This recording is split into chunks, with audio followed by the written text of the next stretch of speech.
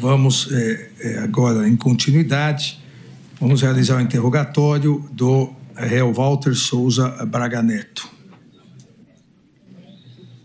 Eu pediria que o doutor Rodrigo Dalaco acompanhasse daqui também, por favor. Eu sei que o doutor José Luiz Mendes Oliveira Lima acompanha por videoconferência. Cumprimento o senhor, cumprimento também o general Braga Neto.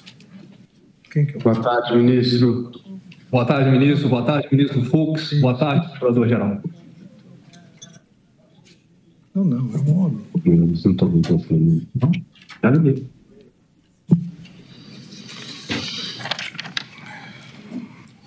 Obrigado, microfone. Então, general Braga Neto, o senhor já foi devidamente qualificado. Eu, assim como os demais réus,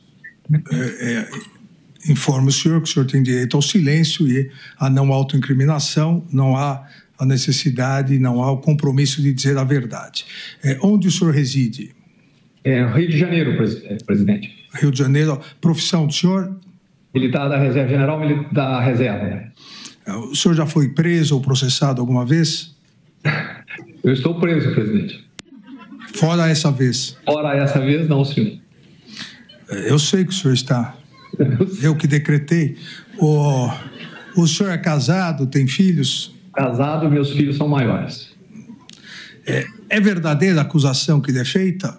Não, senhor, não é verdadeira a acusação que me é feita. Não sendo verdadeira, e aqui eu até volto a insistir, essas são todas perguntas que o Código traz mais ou menos como obrigatórias para iniciar.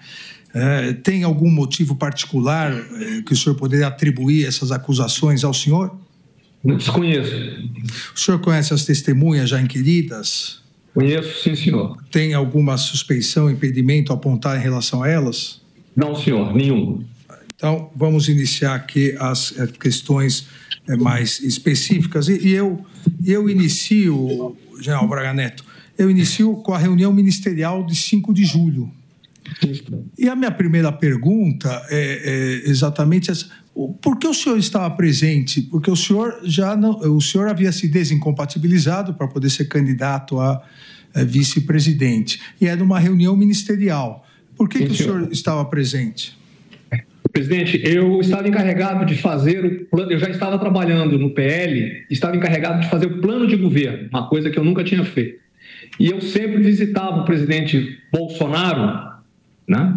E quando eu cheguei lá, o presidente me convidou para assistir à reunião. Para mim era interessante porque eu poderia escutar as informações dos ministros. Talvez tivesse alguma coisa que interessasse para mim para o plano de governo. Nessa reunião, e já foi aqui citada várias vezes, porque há vários participantes da reunião aqui hoje presentes, o ministro Anderson Torres, o general Paulo Sérgio, o general Heleno, o próprio presidente Bolsonaro e o senhor também. Nessa reunião, várias manifestações contrárias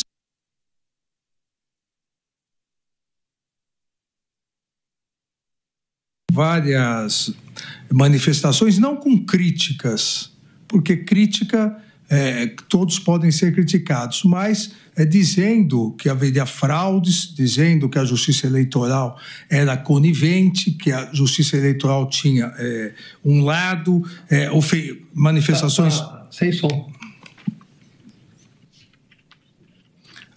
Melhorou, general? Não estou ouvindo isso. O senhor me ouve? Eu ouço bem. O senhor agora voltou. Então, deixa assim.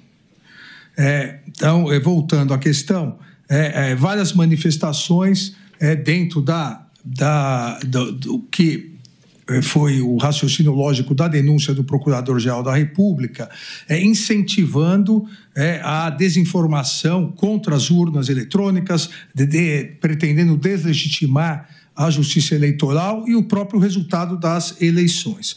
E o senhor, nessa reunião, aos 51 minutos e 32 segundos, depois de várias manifestações nesse sentido, o senhor diz, entre aspas, senhores, só observar que saiu uma notícia agora dizendo o Fachin, que era o então presidente do Tribunal Superior Eleitoral, o Fachin dizendo que a auditoria não muda resultado da eleição. Não sei se os senhores já viram isso. Isso depois das manifestações, dizendo que algo precisaria ser feito, porque depois não seria possível. Até o general Heleno hoje esclareceu a questão do VAR, né, que o VAR não muda jogo. E também, na sequência, o senhor diz... a auditoria não muda o resultado da eleição. Está nos jornais, é só uma atenção. E ainda mais à frente, o senhor pede a palavra e diz ao presidente: pode falar, presidente? Aqui 1h26 e 30 segundos. Pode falar, presidente? No que o presidente responde: pode falar, quer falar? E o senhor diz: agora é aquela outra parte do movimento dos políticos. Agora é aquela parte da reunião política. Daí o presidente diz: qual reunião? O senhor diz: de apresentar para eles... O presidente diz: fala aí. O senhor completa: de apresentar para eles o papel de cada um. Não, mas tem a transparência um pouco antes. É sobre eleições ainda? Pergunta o presidente. Não, agora é sobre eleições, mas é o planejamento. Então, na verdade, a reunião também serviria para isso. O senhor quer esclarecer a sua participação nessa reunião, por favor? Sim, senhor, sem problema. O assunto de urnas era um assunto que estava para todo lado, né? Toda hora se falava. O ministro da Defesa, tinha dado uma explicação, estava prestando algum esclarecimento sobre a equipe dele que participava da ajuda no Tribunal Superior Eleitoral. E eu, por acaso, estava mexendo no telefone e a mensagem de jornal apareceu. Eu só chamei a atenção para o caso da mensagem de jornal. E o outro assunto é exatamente isso, porque eu queria provocar que os ministros falassem de suas ideias, de processos que iriam fazer no futuro, etc., para que eu pudesse alimentar o plano de governo, que era um plano de governo sequencial naquilo, num trabalho do que nós vimos fazendo de conservador, né, os valores conservadores, um plano liberal e voltado para o empreendedorismo dentro da linha do Paulo Guedes, do caminho da prosperidade. Era basicamente isso. Certo, General. Então vamos para um assunto que talvez não, me parece ser um dos mais importantes para o senhor, para ver se o senhor quer esclarecer a reunião na sua residência, a reunião no dia 12/11 de 2022. Conforme narra a denúncia e nos depoimentos também do réu colaborador e as provas da Polícia Federal que demonstram que houve essa reunião, que as pessoas estavam lá. O senhor se recorda dessa reunião? Sim, senhor, mas não foi uma reunião. Eu vou alongar na hora que o senhor me der a palavra. Não, por favor, fique à vontade. Posso? Por Sim, favor. Senhor. Então é o seguinte, presidente. Eu estava em casa, o general Cid chegou. Eu não costumava normalmente receber pessoas, mas depois, como eu vinha de uma campanha eleitoral, eu era muito parado e passei a dar atenção a todas as pessoas que me pediam, que eram, vamos dizer assim, eram apoiadores. E eu me lembro que o Cid ou ligou ou interfonou para mim e falou: chefe, estamos aqui embaixo, eu e 2 forças que queriam conhecer o senhor, tá? Eu deixei eles subiram, eu não os conhecia, inclusive foi uma das primeiras perguntas que eu fiz para eles, eu não os conhecia, perguntei se já tinham servido comigo. Eu lembro que um deles disse para mim que estava na Escola de Comando Estado-Maior, na época da intervenção. Foi a única época que eu tive contato com forças assim, mas na época da intervenção e no GLO, né, para evitar estava tendo muito roubo de carga no Rio de Janeiro. Eu não os conhecia, eles conversaram comigo 20, 30 minutos, como a distância era muito grande, não tinha intimidade para trocar nada. E isso aí é uma coisa que eu queria deixar bem claro, eles saíram juntos da minha casa. Isso que eu estou dizendo para o senhor... Perdão, Gel. Eles quem? Os dois e o coronel Cid? Mais o Cid. Saíram juntos da minha casa e os dois dizem depois, num documento, numa petição do coronel Hélio, que eu vim tomar conhecimento em janeiro deste ano, agora 25, em que o coronel Hélio diz que só foi para me conhecer, que ficou na minha casa na ordem de 20 a 30 minutos, que eu fui muito cordial, informal, mas assuntos, não aprofundamos nenhum assunto, e que, do mesmo modo, todos os presentes deixaram o local, o tenente-coronel Cid em direção ao Palácio da Alvorada, enquanto o tenente-coronel de Oliveira e eu fomos para a Casa Doce. E nessa petição ele também diz que havia uma série de outras opções antes dele resolverem ir para a Casa Doce. Então, aquilo foi acaso. E como o senhor conhece bem ali, a Casa Doce fica atrás do bloco da 112. Aquilo foi uma coincidência, que é dito na petição do tenente-coronel Hélio Ferreira Lima. Então, o general Cid, para mim, ele faltou a verdade. O general Cid ou o coronel Cid? O coronel Cid, perdão. Não, porque também há o general Cid. Não, o coronel Cid não, meu amigo. O coronel Cid. O coronel Cid. Sim. Quanto tempo aproximadamente eles ficaram na casa do senhor? Uns 20 minutos no máximo. E qual foi o assunto da reunião? O assunto, eles chegaram perguntando, tocou-se em assunto da intervenção, assuntos operacionais, alguma coisa que tinha sido feita, que eu prefiro não comentar, tá? Trocaram no assunto o que eu estava fazendo, o que eu iria fazer, que achavam que tinha sido, que ficaram tristes porque nós perdemos a eleição, perguntaram onde eu estava trabalhando, eu falei, eu já estou trabalhando no Partido Liberal. Foi genérico. Eles não tinham intimidade para entrar em assuntos detalhados, delicados comigo. Não tinham essa intimidade. Eles não chegaram a falar que pretendiam fazer alguma operação, algo não, assim? Senhor. Não, senhor. Não tocaram em assunto nenhum de operação. Eles não pediram dinheiro para o senhor auxiliar, seja nos acampamentos, na operação? Não, senhor. O senhor me permitir? Por favor. O que acontece com dinheiro? O presidente Bolsonaro deu uma recomendação de não se pegar dinheiro vivo. Eu não tinha contato com financiadores. Como é que era feito? As pessoas queriam doar dinheiro para a campanha do presidente. Muitas não queriam doar para o partido. Então foi aberta uma conta para a campanha, para a nossa chapa. Tá? Foi colocada uma pessoa. Quando nós íamos em algum lugar, era distribuído pelo político que organizava, porque quem conhece as pessoas do local são os políticos do local. Eles distribuíam um cartão que tinha sido feito pelo PL, e esse cartão tinha uma conta, e esse dinheiro entrava, e ele só saía de acordo com as normas previstas pelo Tribunal Superior Eleitoral. Depois dessa reunião na sua casa, nessa reunião, o senhor entrou em contato novamente com esses dois militares citados?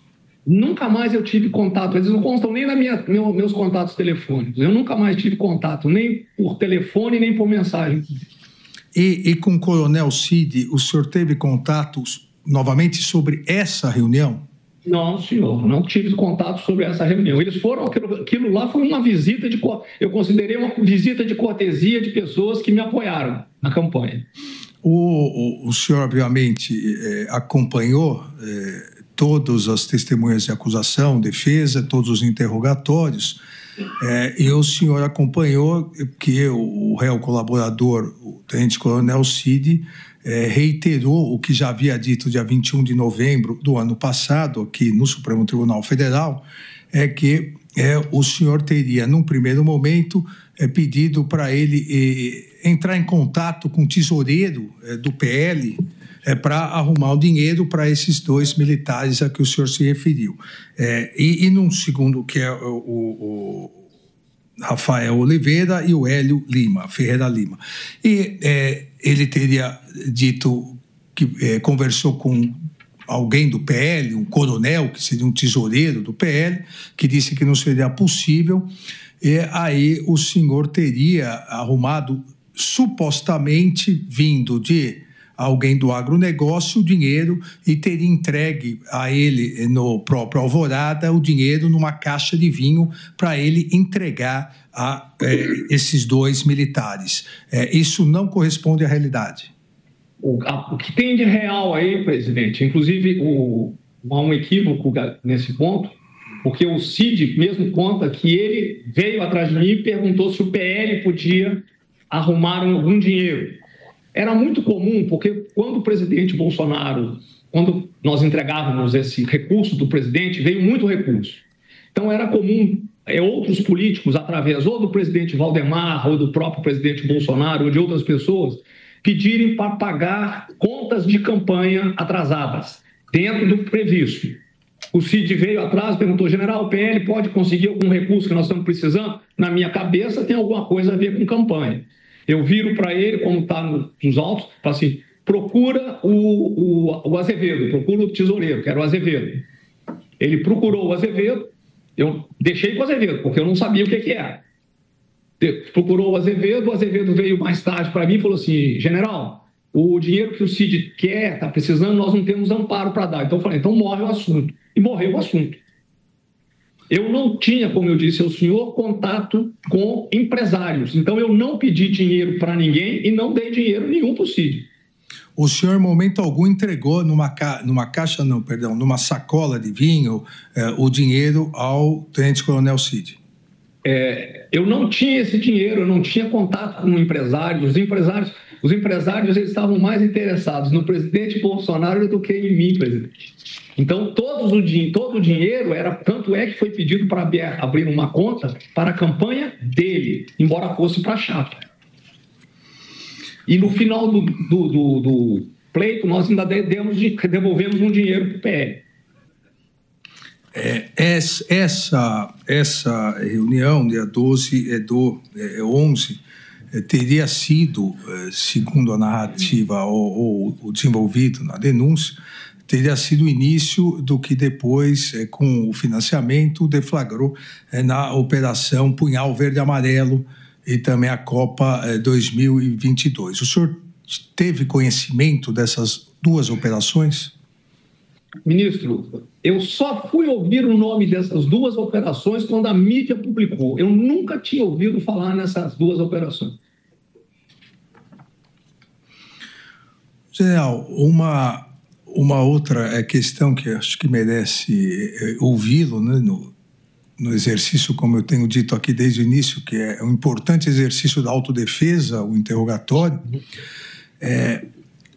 a partir do momento em que, segundo consta na denúncia, principalmente o comandante Freire Gomes não teria dado seu apoio ao golpe, à tentativa de romper o Estado Democrático de Direito, ele passou a ser atacado pelas redes sociais de maneira a pressioná-lo. E a apreensão de mensagens, onde uma mensagem do senhor, uma mensagem muito clara, diz para sentar o pau nele, preservar o almirante Garnier, mas também criticar o brigadeiro Batista Júnior. O senhor se recorda dessa mensagem? Ministro, eu me recordo dessas mensagens que eu vi no inquérito, né? Mas essas mensagens no inquérito, elas estão fora de contexto, estão descontextualizadas. Eu não me lembro de ter enviado essa mensagem, tá? Eu não me lembro de eu ter feito essa mensagem. E por isso, uma coisa eu posso confirmar para o senhor com certeza. Eu jamais ordenei ou coordenei ataques a nenhum dos chefes militares. Pelo contato que eu tinha com eles, se eu tivesse que falar alguma coisa, eu falaria pessoalmente com eles. E eu não tinha contato com eles. Eu não coordenei isso aí. O senhor recebeu mensagens no dia 7/12, que foi exatamente no dia da reunião que o presidente Bolsonaro teve com o então ministro da Defesa, general Paulo Sérgio, o comandante Freire Gomes e o almirante Garnier. O senhor recebeu mensagens que constam também nos autos, do capitão Sérgio Rocha Cordeiro, e trocou mensagens com ele. Então, seria uma conversa, eu vou ler aqui. Força, Cordeiro. Porra, parece que tem uma reunião importante aí no Alvorada agora.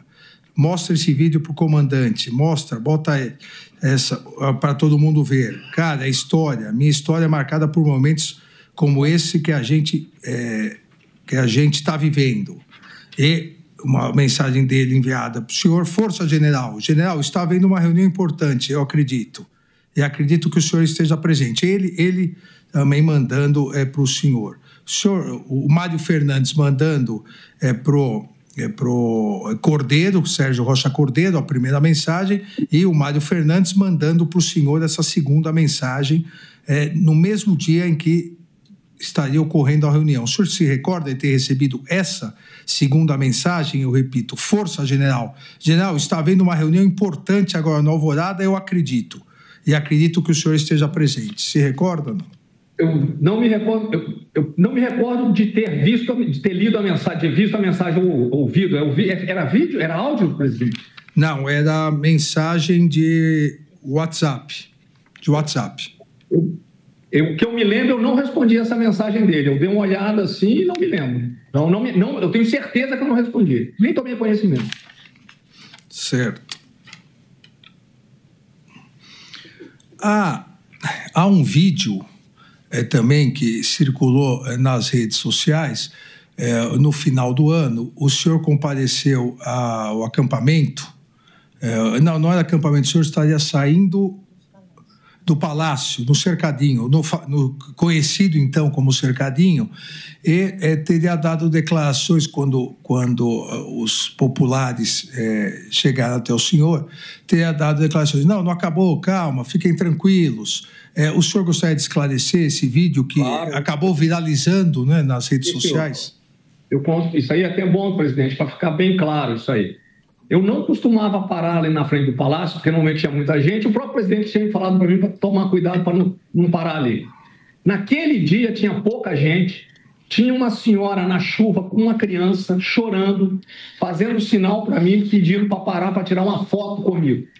Quando eu parei ao lado da senhora, ela começou a chorar, né? Eu até abraço a senhora, eu estava até com uma bala na boca, eu lembro desse vídeo, estava com a bala na boca. Ela chorando, eu falei: minha senhora, eu falo, vamos ter fé para ela, normal, né? E eu falo assim: não, tem alguma coisa aí, só não posso falar o que é. É porque eu sabia que o PL ia entrar com aquele documento no Tribunal Superior Eleitoral. E eu achei que aquilo poderia render alguma coisa. Eu não me lembro exatamente se eram 3 ou 2 dias. E eu não podia dizer para ela: não, fica tranquila, porque o PL vai entrar, porque vai que o PL resolve não entrar com o documento. Então, foi exatamente por causa disso que eu disse para ela: vamos ter fé que vem alguma coisa aí, vamos ver o que dá. As datas, o senhor vai ver que foi logo depois que entrou com o documento. Pois não. Há ainda uma outra troca de mensagens no dia 14/12. É o dia da segunda reunião, aqui tratada entre o comandante, entre o ministro da Defesa e aí os 3 comandantes. Uma mensagem enviada por Ailton Barros para o senhor, que encaminhou outra mensagem que teria recebido, na verdade é o encaminhamento de uma mensagem que ele faz ao senhor, que o senhor teria recebido de um Forças Especiais, e nos autos a captura da tela do celular do senhor. Ele remete uma mensagem, ele encaminha uma mensagem que ele recebeu. Cada vez mais a nação brasileira precisa de você e exige o seu posicionamento. Que de preto é apoiar o governo, visto que são instituições de Estado. É exatamente o enfoque. Precisamos salvar o nosso Estado democrático de direito. Qual é a dúvida? Qual é o receio? Ou você toma uma atitude de patriota, urgentemente, ou todos nós, militares, amargaremos pelo resto de nossas vidas a marca da desonra, da covardia e de ser... Aqui está seremos, mas seria sermos considerados traidores da pátria, mesmo honrando o glorioso exército de Caxias ao longo de toda a nossa história. Então, aqui é essa mensagem, o Ailton Barros reencaminha para o senhor, aquelas mensagens que são reencaminhadas. E o senhor, na tela consta, o senhor responde: meu amigo, infelizmente tenho que dizer que a culpa pelo que está acontecendo e acontecerá é do general Freire Gomes. omissão e indecisão não cabem a um combatente. Ao que ele responde, então vamos continuar na pressão, e se isso se confirmar, vamos oferecer a cabeça dele aos leões. E vem a sua resposta, oferece a cabeça dele, cagão. O senhor se recorda dessa... Presidente, eu não me recordo especificamente das mensagens, e eu lembro de alguns dos prints, mas como eu disse ao senhor, os prints eles estão desconexos, né, porque ele não traz a sequência toda da conversa. Que eu volto a afirmar ao senhor o seguinte, eu nunca determinei nem coordenei nenhum tipo de ataque contra o Freire Gomes, nem contra o Batista Júnior, nem contra o Garnier, nem contra ninguém. Também estaria fora dessa sequência do senhor o que a Procuradoria indica que o senhor tentou também pressionar o então comandante do Sudeste, na verdade, pedindo que pressionasse o então comandante do Sudeste, hoje comandante do Exército, o general Tomás, também numa mensagem que estava no seu celular, dizendo: o Tomás foi no VB, o ex-comandante Vilas Boas, ontem, e aí, acredite, ele deu uma mijada no VB e na CIDA. Terminou dizendo que os dois serão prejudicados com as intervenções sem noção que estão fazendo. Na saída, ele resolveu abrir o jogo e falar mal de todo a AC, principalmente do Teófilo, do Barata. Parece até que ele é PT desde pequenininho. E aí continua. O senhor se recorda dessa mensagem também? Eu disse para o senhor, essas mensagens, como elas são prints, estão desconexas, e eu digo para o senhor o seguinte, eu não escrevi essa mensagem. Eu nunca escrevi essa mensagem. Primeiro que eu conheço o Teófilo Tomás. Eu sei que o Tomás, na realidade, ele tem uma ligação muito forte com o presidente Fernando Henrique. Não tem nada de PT, não tem nada disso. Tá? As mensagens elas estão desconexas e não tem a conversação para saber se aquilo que eu encaminhei... Eu tinha mania, às vezes, da pessoa me perguntar alguma coisa, eu copiar uma mensagem e mandar a mensagem que eu tinha recebido. Entendeu? Para me livrar daquilo ali. Certo, General. Para encerrar aqui a minha indagação, o senhor entrou em contato, o senhor até na confusão de patentes falou no general Cid, na verdade o general Lorena Cid, que foi comandante, inclusive, do Sudeste, né? O senhor chegou a entrar em contato com o general Lorena Cid para conversar sobre a colaboração premiada que tinha sido realizada pelo filho dele, o réu colaborador, Tenente Coronel Cid? Eu agradeço ao senhor, digo para o senhor, eu nunca telefonei para o Cid. Quando o Cid estava aqui em Brasília ainda, antes, lá no início, que o pai dele, o general, veio a Brasília, eu inclusive fui pessoalmente, eu e minha esposa, na casa dele, lá no início, lá atrás, 23. Foi quando eu visitei o Cid e eu perguntei como é que ele estava, para dar um apoio moral a ele. Essa mensagem que dizem que eu falei com o Cid, o pai do Cid é que me ligou, e o que ele me queria, ele me pediu, foi ele que me pediu, ele queria apoio político para o filho dele. Ele reclamava que as pessoas só falavam do 8 de janeiro e ninguém falava do filho dele. Tá? Foi isso que aconteceu. Quem me liga é o pai do Cid. Eu nunca entrei em contato com ele, nem nunca perguntei nada sobre delação premiada do Cid. Agradeço, general. Eu passo a palavra ao ministro Luiz Fux. Muito obrigado, ministro Alexandre Moraes. General, o senhor visitou em alguma oportunidade o acampamento? Boa tarde, ministro. É um prazer rever o senhor. Seguinte, eu passei na frente do acampamento uma vez de moto para poder ver como é que estava, porque o presidente mesmo aconselhou que nós não parássemos no acampamento, não fôssemos no acampamento. E quando houve uma reunião do alto comando do Exército, início de dezembro, eu acho, não me lembro bem a data, não acho que foi início de dezembro. Foi início de dezembro ou início de novembro. Houve uma reunião de aniversário do alto comando com todos os generais da reserva, que foram 40, 50. Eu não passei no acampamento, mas do alto, lá do prédio do comando do Exército, nós víamos o acampamento, lá embaixo. Foi as únicas vezes que eu fiz. E eu passei uma vez de moto ali para ter uma ideia, porque todo mundo falava, mas não parei. General, com o volume de pessoas naquele acampamento, era previsível que houvesse essa insurreição que ocorreu no dia 8 de janeiro?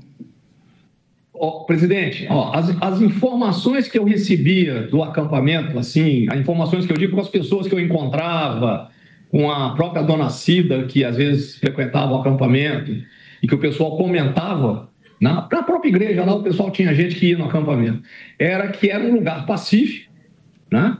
Que tinha inclusive igrejas, tinha tudo. Eu nunca imaginei que aquilo ali ia continuar. Eu, inclusive, não entendi por que o Exército, quando começamos a ver, nós vimos que tínhamos que desmobilizar, não começou a convidar as pessoas para irem embora, entendeu? Para poder liberar, porque o presidente foi embora para os Estados Unidos, eu viajei também, não tinha mais nada ali. Pois não. General, alguém assinou esse plano verde-amarelo, esse punhal verde-amarelo? Eu desconheço esse plano, nunca vi esse plano. Satisfeito. Agradeço, ministro Luiz Fux. Passo a palavra ao procurador-geral. Obrigado, ministro relator. Eu saúdo o general e os seus ilustres advogados.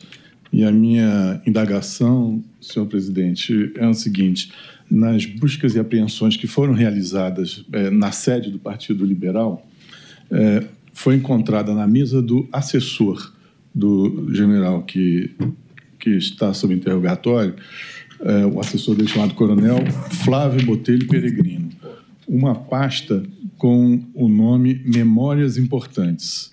E nessa pasta continha um esboço da denominada Operação 142. Esse documento aludia ao artigo 142 da Constituição e traçava uma estratégia de ofensivas contra o Supremo Tribunal Federal. Mencionava um decreto presidencial de ruptura com a normalidade democrática e falava em controle da narrativa midiática. O plano previa ações como anulação das eleições, prorrogação dos mandatos, substituição de todo o TSE e preparação de novas eleições. E, no final, o documento estabelecia: Lula não sobe a rampa. Esse foi arquivado numa pasta com esse nome Memória Importante. Eu gostaria de saber do general se ele tem algo a dizer sobre esse documento. Por favor, general. O Peregrino, ele era um assessor meu voltado basicamente para a comunicação social e ele fazia media training para mim e tudo mais. Ele nunca me apresentou esse documento. Eu vi o documento, eu vi o esboço, aquilo é um pedaço de papel com um desenho escrito. Eu vi quando eu tive acesso ao inquérito, mas o Peregrino nunca me apresentou aquilo, nem tocou no assunto. Mas ele era encarregado de fazer qualquer possibilidade de arguição que eu tivesse, ele me preparava para a mídia training. É só, presidente. Muito obrigado. Agradeço ao Procurador-Geral da República. Eu passo a palavra ao doutor Jair Alves Pereira, advogado do réu colaborador. Sem perguntas, ministro. Obrigado. Agradeço. E, então, eu passo a palavra aos advogados do depoente. Eu passo a palavra inicialmente ao doutor José Luiz Mendes Oliveira Lima. Boa tarde, ministro Alexandre de Moraes. Boa tarde. Boa tarde, ministro Luiz Fux. Boa tarde, doutor Paulo Bonet, senhores servidores da Justiça, eminentes advogados. Boa tarde, general Braga Neto. Boa tarde.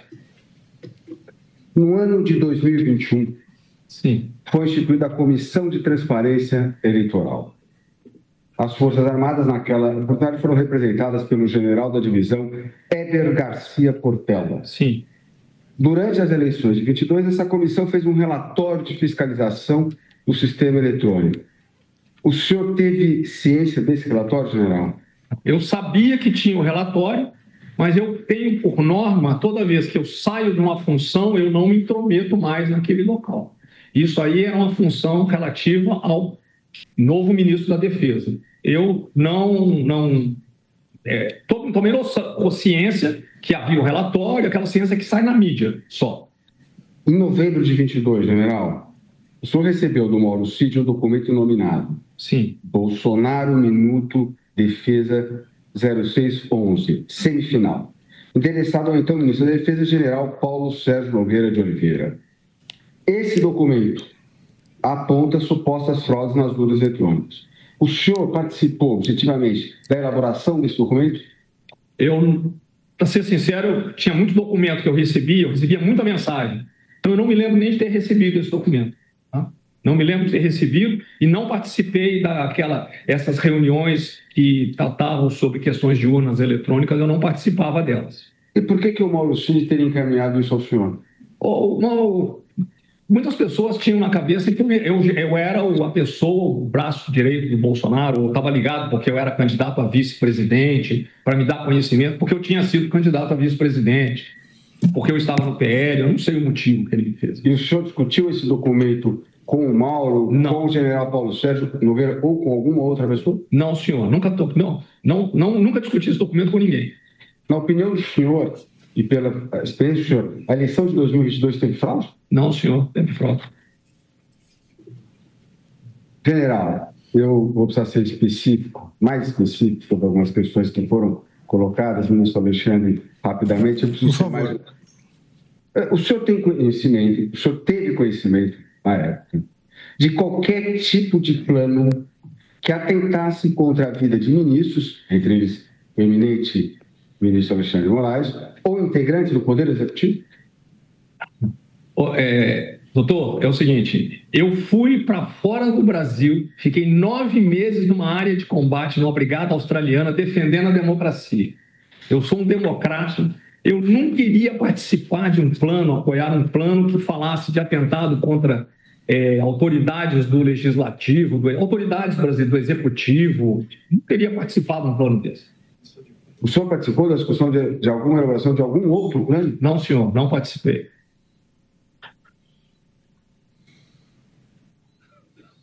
O senhor participou de alguma discussão? O senhor se manifestou em algum momento a favor de uma intervenção militar em 2022? Nunca. Primeiro, nunca ouvi falar em intervenção militar. Nunca ouvi falar. Essa palavra golpe apareceu na mídia, né? Nunca tinha ouvido falar isso dentro do Palácio com o presidente Bolsonaro, nem com ninguém. Então, nunca ouvi falar, nunca participei de nada disso. Respondendo a uma indagação, agora mudando do tema, falando da reunião na sua casa. Sim. Respondendo a uma indagação do eminente relator, quando o senhor fala do diálogo com as pessoas que foram até a sua casa, o senhor falou assim, olha, eu falei até de intervenção. Mas para ficar claro, essa intervenção, quando o senhor mencionar o eminente relator, é a intervenção no Rio de Janeiro? Sim, a intervenção militar, porque as pessoas, os FS que trabalharam comigo na intervenção, né? Normalmente eu só tinha contato com o comandante do batalhão, é claro, não falava com eles. Mas os FS tinham uma certa, vamos dizer assim, um respeito muito grande por mim. Né? Então é a intervenção na segurança pública do Rio de Janeiro. O senhor assistiu ontem o interrogatório do tenente-coronel, do réu delator Mauro Cid. Para você ficar bem claro. Ele disse que ele ficou 15 ou 20 minutos na sua casa e que depois ele saiu. Para ser bem claro, o senhor disse que ele ficou todo o tempo na sua casa? Ele ficou o tempo todo na minha casa e quando eu tive acesso a essa documentação, a essa petição do Hélio Ferreira Lima, que eu nem sabia que tinha essa petição dele, ele conta a história exatamente como foi. Eles chegaram, subiram, não me conheciam, queriam me conhecer por eu ser uma pessoa de certo renome, falaram amenidades, porque a distância era muito grande, eu os recebi muito bem, e saíram os 3 juntos, sendo que ele diz que ele e o outro foram, não esqueço até o nome do outro menino, foram para o Casa Doce, e o Cid tinha falado que tinha voltado para o Planalto. Então ele faltou com a verdade. Ele faltou com a verdade. Tem um trecho, general, quando o colaborador presta depoimento no Supremo Tribunal Federal, em 21 de novembro de 24, ele afirma o seguinte: De Oliveira já conhecia o general Braga Neto anteriormente. Parece que já tinha servido com ele no Rio, na intervenção, né? Com o trabalho de forças especiais. Tinha uma ligação muito próxima ao general. Está a peça 77, né? Página 623 da PET 11767. O senhor, de fato, tinha uma ligação muito estreita, muito próxima ao Major de Oliveira? É verdade essa afirmação? Não é verdade. Quando as forças especiais chegaram no Rio, eles estiveram em 2 etapas. Primeiro num GLO, ficaram 6 meses comigo lá, e depois na intervenção durante 1 ano. O meu contato com eles era só com os comandantes, tá? Eu não tinha contato com a tropa e com os operadores especiais. Se ele estava, eu nem sabia disso. Se ele estava nas operações lá de baixo, ele não teve contato comigo lá na intervenção pessoal. Também o réu colaborador, portanto, ele faltou com a verdade nessa afirmação, não é isso? Não é verdade. Sim. O réu colaborador disse ainda, a respeito dessa reunião realizada na casa do senhor, aspas, começaram a surgir algumas ideias. Não, vamos mobilizar os caminhoneiros, parar o país. Não, vamos bloquear a estrada. Então, ideias que podiam ser feitas para... Quando entrou no nível de ideias, o general Braga Neto interrompeu e falou assim, não, Cid, não, o Cid não pode participar. Tire o Cid, porque ele é próximo ao Bolsonaro. Essa afirmação... Falso. É falso? Isso é falso. Como é que eu vou discutir um assunto desse com 2 pessoas que eu não conheço? Eu só os recebi porque eu conheci o Cid, e ele disse que as pessoas queriam me cumprimentar. E eu tinha mudado o meu modo. Antigamente eu não tirava nem foto. Não recebia as pessoas. E aí eu fui aprendendo com o presidente Bolsonaro que eu tinha de dar atenção, etc. E eu estava trabalhando no partido. Foi simplesmente porque eu saí da campanha. O senhor presenciou ontem o depoimento do réu colaborador e até uma pergunta que eu falo, porque ele demorou 1 ano e 3 meses para falar dessa questão do dinheiro, e ele disse que o senhor teria entregue um dinheiro primeiro ele falou que era na sala dele, depois ele fala que era numa garagem. Essa afirmação dele é verdadeira, general? Não, como eu disse para o senhor, eu não tinha contato com financiadores, eu não tinha como arrumar dinheiro. Então, essa não é verdade, eu não dei dinheiro para ninguém. Independentemente de o senhor ser ou não é verdade responsável por dinheiro, a pergunta é objetiva. O senhor, em algum momento, entregou dinheiro para o coronel Cid? Não. O tema agora vai ser a representação eleitoral para verificação extraordinária apresentada pelo Partido Liberal em 22 de novembro de 2022. O senhor teve alguma participação na produção do material por parte do PL? Não, senhor, não tive nenhuma participação. Quando terminou a eleição, eu passei a me dedicar eu fui trabalhar no PL e para mim tudo era novidade. E o partido passou a ser o maior partido do país. Então, eu passei a estudar os partidos para poder organizar e alinhar o partido, já que o presidente Bolsonaro ia ser o presidente de honra, com o nosso plano de governo, a documentação do partido, fazia sugestões ao presidente Valdemar, eu ia no presidente Valdemar para saber como é que nós iríamos fazer esse trabalho todo, e trabalhar também os movimentos, porque eu comentei com o presidente e conversei com o pessoal que nós tínhamos de nos focar nas eleições para prefeitos e vereadores. O senhor tinha conhecimento do conteúdo dessa representação eleitoral? Não, eu sabia que ia sair a representação, mas eu nunca li o documento, nunca vi o documento. O senhor assinou algum documento referente a esse recurso, uma procuração, uma petição? Não que eu me lembro, não. O senhor sabe dizer o motivo, general, pelo nome do senhor constar nesse recurso? Eu acredito que é porque é a chapa que entra, então meu nome aparece porque a chapa éramos eu e o presidente.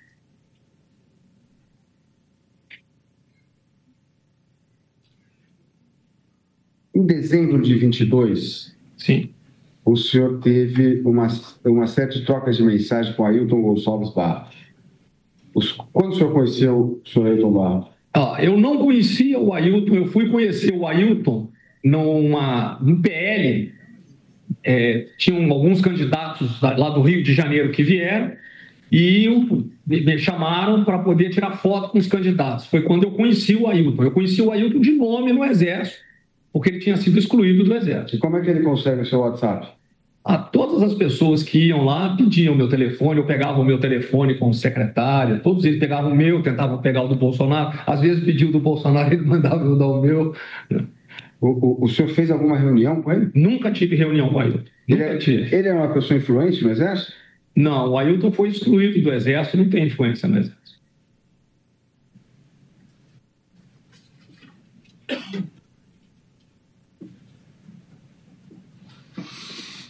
Você já explicou sobre aquela mensagem. Só um minuto. Fica à vontade, doutor. Que várias já foram feitas, eu não quero tomar mais o tempo de Vossa Excelência.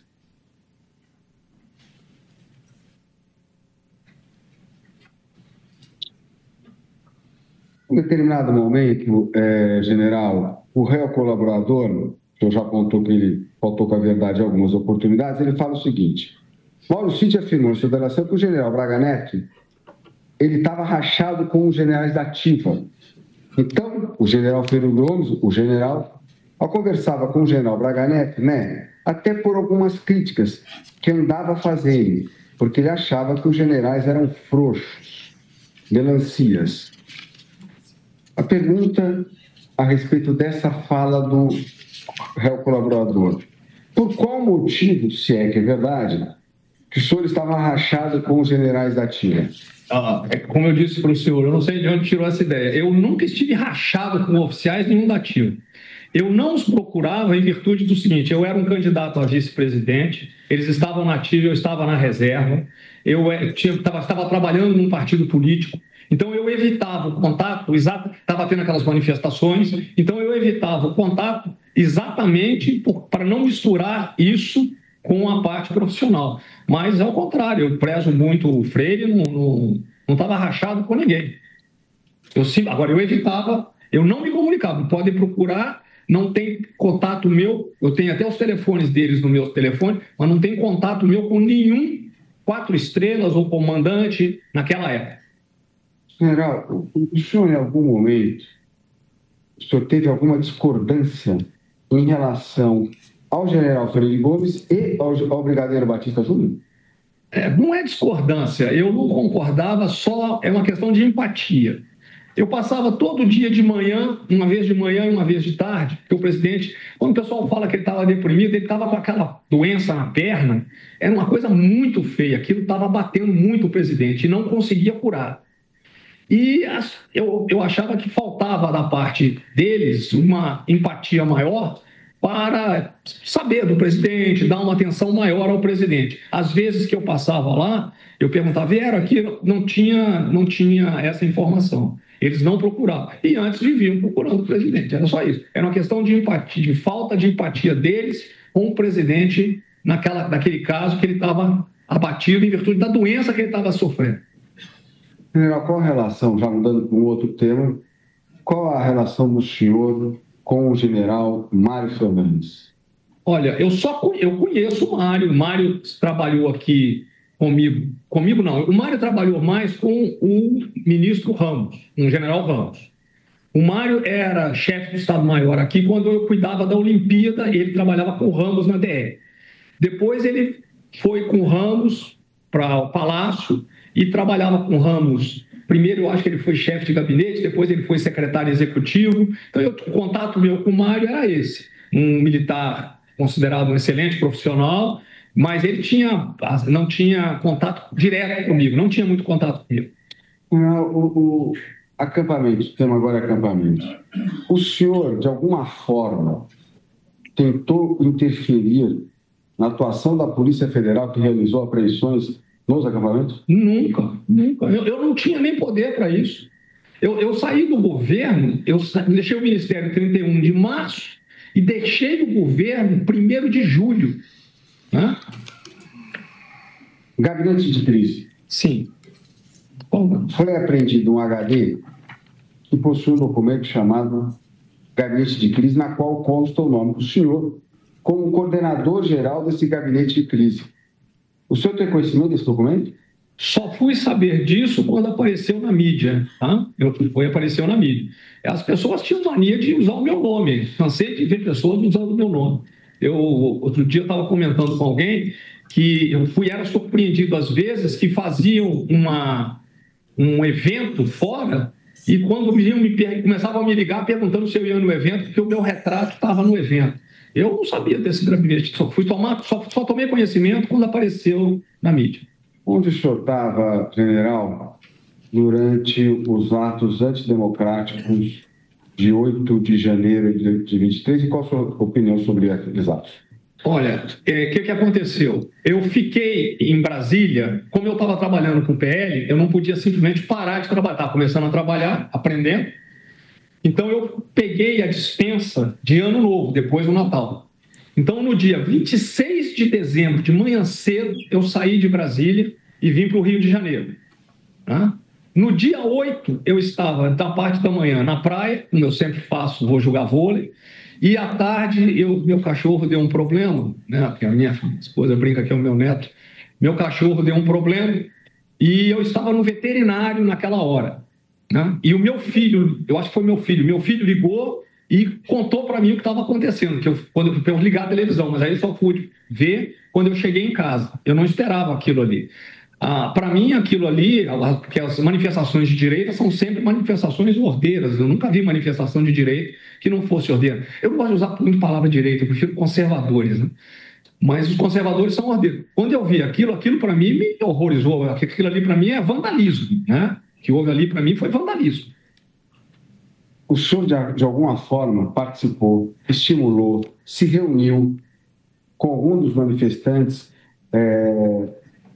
dos quartéis de 8 de janeiro? Não, senhor. Eu só encontrava, o que acontecia é que às vezes eu estava, por exemplo, no mercado ou na rua, as pessoas me reconheciam, até pessoas que estavam no acampamento, e vinham e pediam para tirar foto comigo, e logicamente me pediam se eu conseguia levar eles no Bolsonaro. Mas era o único contato que eu tinha. No acampamento, frequentar o acampamento, contato com os organizadores eu não tinha. Dinheiro? Para algum? Dinheiro? Não. O presidente já tinha recomendado não pegar dinheiro de jeito nenhum. O réu colaborador, que o senhor presenciou na data de ontem, chegou a afirmar pessoalmente, depois ele disse que não tinha nenhuma prova disso, mas ele afirma que o senhor era o elo dos manifestantes, o senhor é que levava as informações ao presidente Bolsonaro. O que o senhor tem a dizer sobre essa afirmação do réu colaborador? É a imaginação dele. O que acontece ali? Eu ia realmente todo dia, de manhã e à tarde, para ver o presidente por uma questão de solidariedade. Passava lá de manhã e passava de tarde. E às vezes eu falava com ele, comentava, porque eu sei que o presidente estava mal e não estava nem vendo televisão, né? E às vezes eu encontrava a pessoa, eu falava para ele aquilo que eu via na TV ou na mídia, para saber se ele já sabia de alguma coisa. Mas não era um contato dos vamos dizer, dos integrantes do acampamento ou das manifestações. Era notícia de mídia que eu tinha recebido, que o pai contava se ele tinha sabido. Aquilo que saía nas mídias sociais, normalmente ele sabia de tudo, porque ele não sabia de coisas que às vezes passavam na televisão. Estou concluindo, presidente. O réu colaborador, Mauro Cid, também informou que o senhor, vou ler, intermediou, agora eu não sei quais eram os contatos dele, para que os caminhoneiros não parassem o país, para que não tivesse nada de pesado. O senhor confirma essa afirmação feita pelo réu colaborador? Negativo. O próprio presidente já disse que quem fez a mensagem para os caminhoneiros foi ele. Eu não tinha contato com essas pessoas, não. Não sabiam nem quem eram os integrantes desses caminhoneiros. Presidente, satisfeito, mais uma vez eu agradeço a atenção e a paciência de Vossa Excelência com a defesa. Não, eu agradeço ao doutor José Luiz Mendes de Oliveira Lima. Eu indago agora, na sequência, o doutor Paulo Renato, se tem alguma questão. Sem questões, Excelência. Doutor Demóstenes Torres. Sem perguntas, Excelência. Doutor Elmar Novak. Sem perguntas, ministro. Doutor Matheus Milanês. Sem perguntas, Excelência. Doutor Celso Vilardi. Sem perguntas. Doutor André Farias. Sem perguntas, Excelência. Então, agradeço e também dispensa o advogado para voltar ao seu local. Com isso, nós encerramos todos os interrogatórios. Encerrados os interrogatórios, eu declaro encerrada a audiência de instrução da ação penal 2668. Eu determino já saem as partes intimadas para eventuais requerimentos e diligências complementares, nos termos do artigo 402 do Código de Processo Penal e o artigo 10 da Lei 8.038 de 90, que rege o procedimento especial aqui no Supremo Tribunal Federal, no prazo comum, como determina a Lei 8.038, de 5 dias. Também, nesse momento, uma vez já ouvido todas as testemunhas de acusação e defesa e ouvidos os réus, todos interrogados, eu revogo a medida cautelar que impus em 26 de janeiro de 2024 de proibição dos réus manterem contato entre si.